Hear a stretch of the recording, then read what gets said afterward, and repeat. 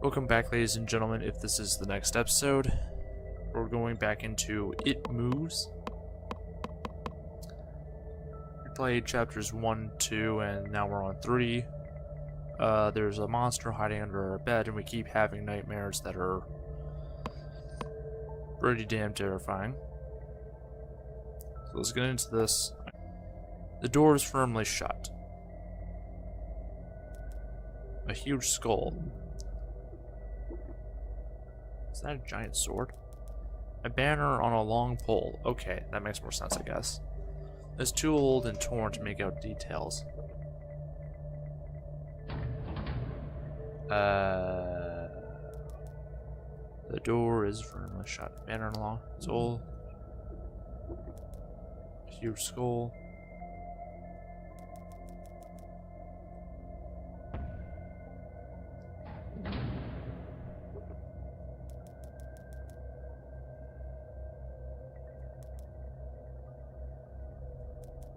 It's a huge skull with glowing red eyes. Banner on a long pole. It's too old and torn to make out any details.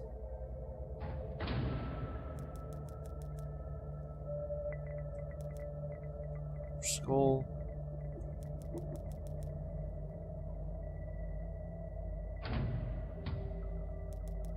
Banner on a long pole. It's too old and torn to make out any details. A huge skull with glowing red eyes.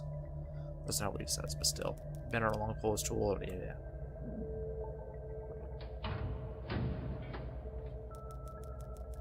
Banner on a long pole. It's too old and torn out to make any details. Huge skull. Banner.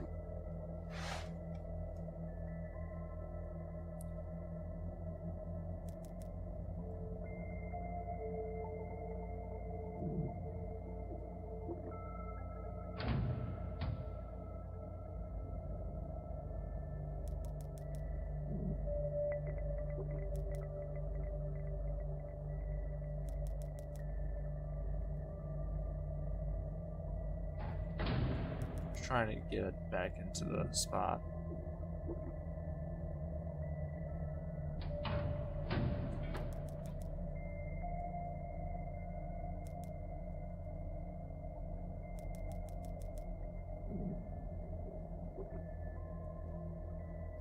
I'm fine with just going into one room from the next, but I know that eventually it's gotta change, and I gotta do something to help it change at a certain point.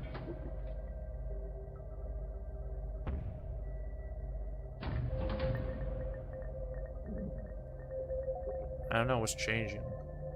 I know it's getting darker. It's like...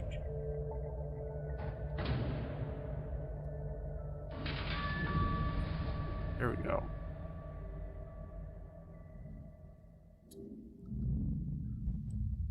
Those are great noises coming from my headphones. Oh, fuck. Well...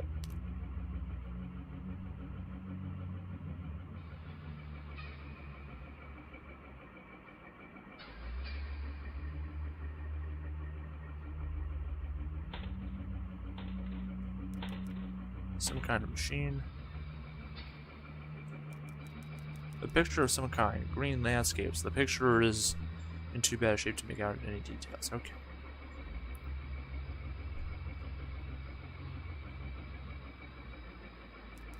A large fan. Ooh, everything stops when I do this. I think. Because this is stopping.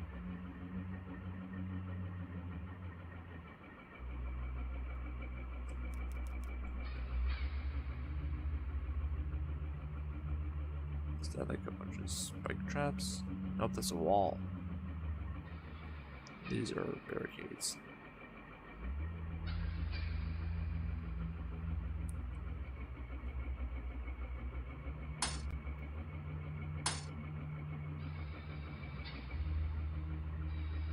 I really hope I'm not like luring a monster towards me whenever I make a noise like that.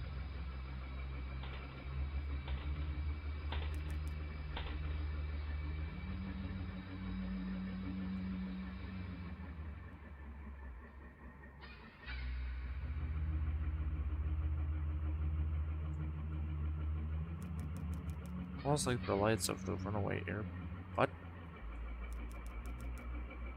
Huh. I see.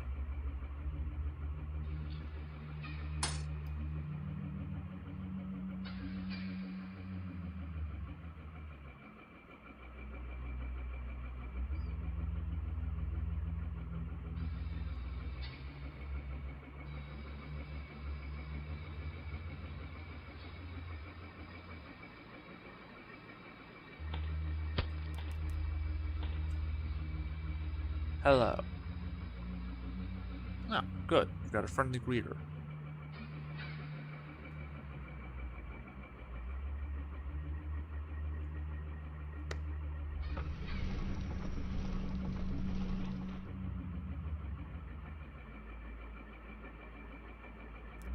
Some kind of altar. Is that a person?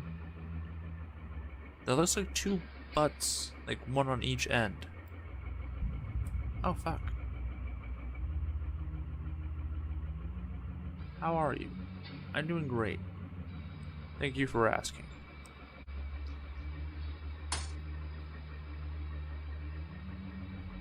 I gotta be honest, I'm not too intimidated by, Mr. Pumpkin, the little cloak around him. If anything, he's kind of cute. And so far, he's been pretty damn friendly, so...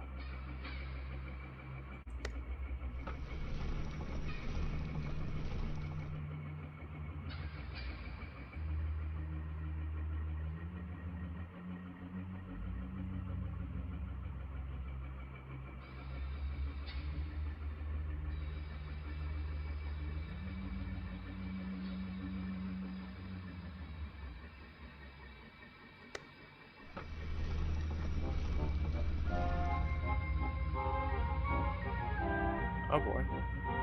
I see you. Is that a baby face?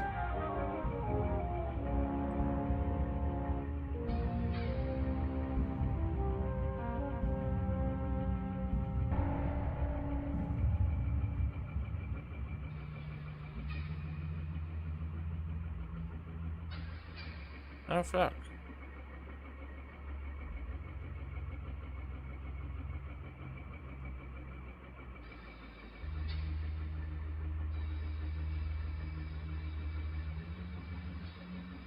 I thought it was just gonna jump scare me and be done. Hello? You're friendly looking. I don't care what you think. You're not cute. You're low-key adorable.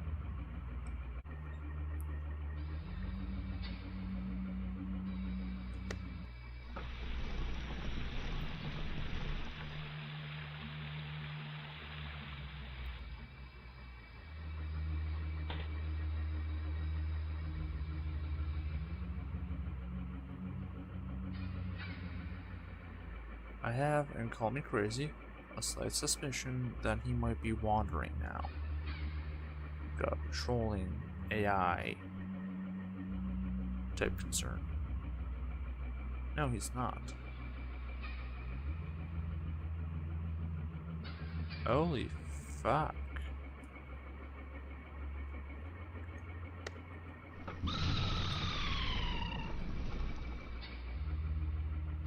Okay, so he's still in there. I imagine once I release him, he will begin chase.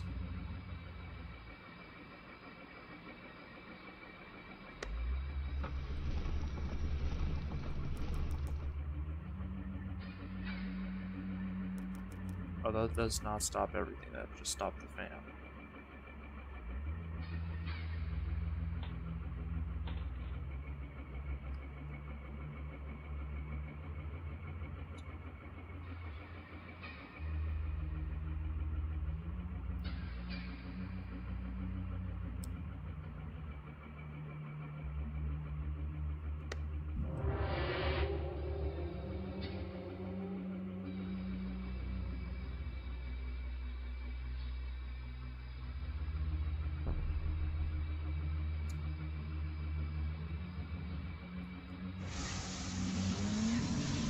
I have no clue what I'm doing. Okay. I hope I helped myself.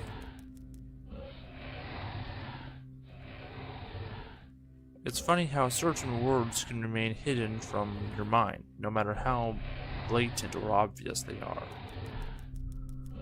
One word came to me that night, lying there into the darkness alone, frightened, aware of a rotten change in the atmosphere. A thickening of the air as if something had displaced it. As I heard the first casual twist of my bed, god damn it. First anxious increase in my heart rate at the realization that something was once again in the bottom bunk. That word. A word which had been fucking god damn it. Swear to Christ. My head is thinking, you know what, put your hand by the enter key, because you're gonna have to hit enter later. I just need to stop putting it near there once I hit enter. Breaking free of all repression, grasping for air, screaming, etching and carving itself into my mind. Ghost. As this thought came to me, I noticed that my unwelcome visitor had ceased moving. The bed sheets lay calm and fucking goddamn it, son of a bitch! A slowly rhythmic, rasping breath heaved and escaped from the thing below. I could imagine his chest rising and falling, each sword wheezing in garbled breath. I shuddered and hoped beyond all hope that it would leave me without occurrence. The house lay, as it had the previous night, in a thick blanket of darkness. Silence prevailed, all but for the perverted breath of my as yet unseen bunkmate. I lay there terrified. I just wanted this thing to go, to leave me alone. What did it want? Then something unmistakably chilling transpired. It moved. It moved in a way different from before. When it threw itself around in the bottom bunk, it seemed unrestrained, without purpose, almost animalistic. Fucking goddamn it, I was holding it! Its labored breath had become louder. Now only a mattress and a flimsy wooden slats separated my body from the unearthly depth below. There, my eyes filled with tears of fear which mere words cannot relate to you, or anyone else coursed through my veins. I would not have believed that this fear could have been heightened, but I was wrong. I imagined that this thing would look like, sitting there listening from below my mattress, hoping to catch the slightest hint that I was awake. Imagination then turned into an unnerving reality. It began to touch the wooden slates which my mattress sat on. It seemed to caress them carefully, running what I imagined to be fingers and hands across the surface of the wood. Then with great force, it prodded angrily between two slats into the mattress.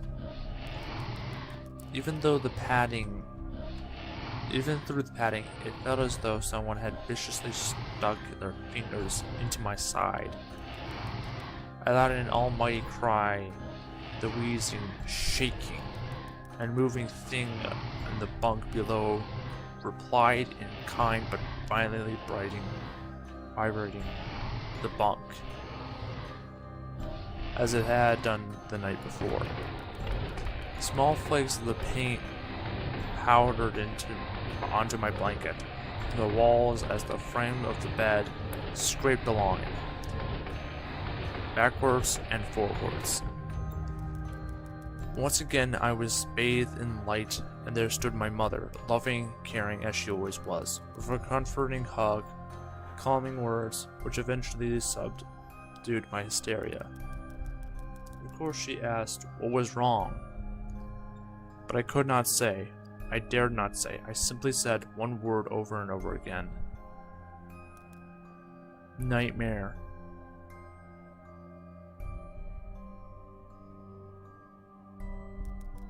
The pattern of events continued for weeks, if not months. Night after night, I would awake to the sound of the rustling sheets. Each time I would scream as to not provide the abomination with time to prod and feel for me. With each cry, the bed would shake violently, stopping with the arrival of my mother, who would spend the rest of the night in the bottom bunk, seemingly unaware of the sinister force torturing her son nightly. Along the way, I managed to feign illness a few times and come up with other less than truthful reasons for sleeping in my parents' bed. But more often than not, I would be alone for the first few hours of it each night in that place. The room where the light from outside did not sit right. Alone with that thing. Which time you can become desensitized. God, that's what I was trying to say. To almost anything. No matter how horrific. I had to come to realize that, for whatever reason, this thing could not harm me when my mother was present. Sure, the same would have been said for my father, but as loving as he was, waking him from sleep was almost impossible. Waking me, on the other hand, was no trouble at all, thanks to the nightmares.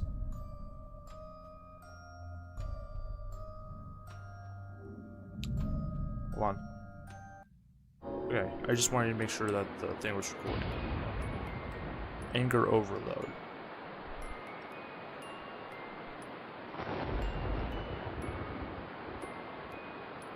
Alright, I'm gonna break this apart here too.